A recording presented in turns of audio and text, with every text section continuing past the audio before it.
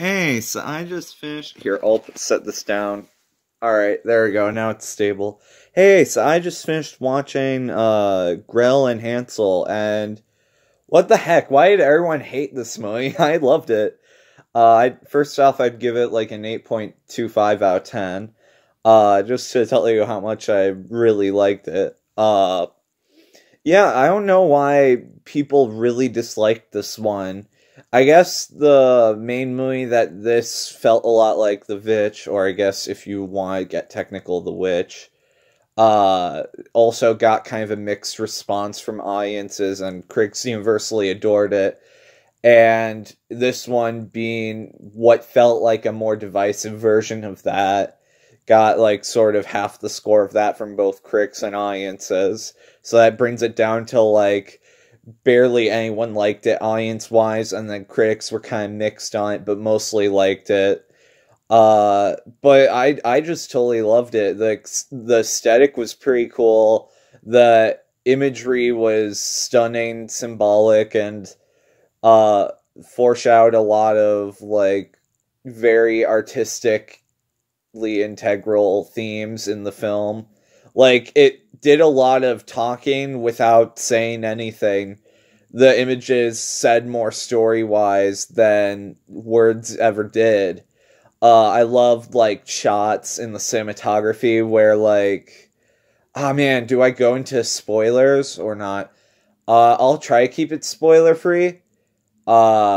Whenever a witch is on screen, you can tell if they're a witch or not by the top of a triangular house being behind them looks like a witch's hat on top of their head whenever they're in front of a house like that. And it's really cool how they position them. It's really cool. I love the cinematography.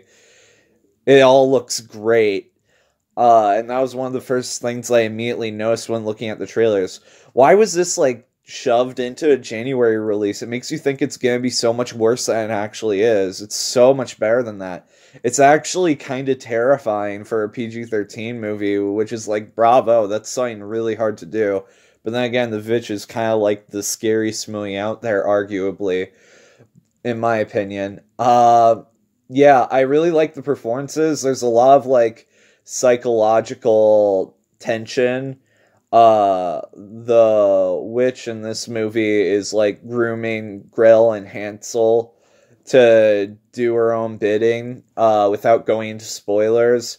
And the two of them, Gretel and Hansel, talk about like whether or not they're being rused or whatever, but since they're little kids, they don't know what's really going on or how they're getting groomed by this witch because they're just little kids. They don't understand like how this adult is giving them things and expecting dark things in return, but they figure out through their own childlike brains what is kind of going on after long enough.